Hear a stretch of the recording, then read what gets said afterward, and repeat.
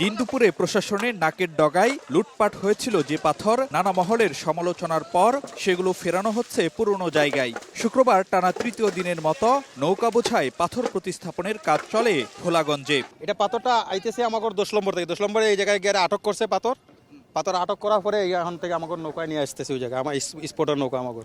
বিপুল পরিমাণ পাথর লুটপাটের পর অবশেষে ফিরে আনা হচ্ছে এই সাদা পাথর।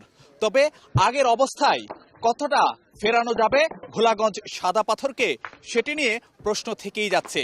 তবু সাধারণ মানুষের প্রত্যাশা, এই পাথর লুটপাটের সঙ্গে যারা জড়িত তাদেরকে আনা হবে শাস্তির আওতায়। তবে পাথর ফিরতে শুরু করলেও প্রশ্ন থেকে যাচ্ছে অনেক। স্থানীয়দের দাবি, যে হারে পাথর লুটিয়ে নেওয়া হয়েছিল ফিরছে তার তুলনায় অতি নগণ্য।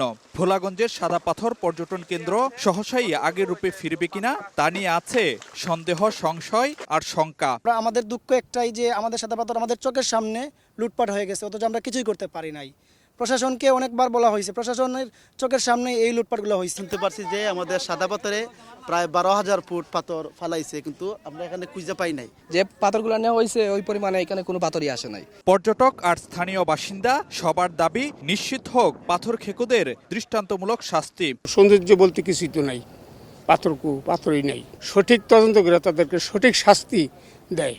এদিকে লুটে নেওয়া পাথর সরানো ঠেকাতে শুক্রবারও সিলেটের সড়কে তৎপর দেখা যায় সেনা সদস্যদের। চেকপোস্টে পাথর বোঝাই শত শত ট্রাক আটকে রেখে চালানো হয় তল্লাশি। ফারুক ভিয়া, রবিন, সময় সংবাদ, সিলেট।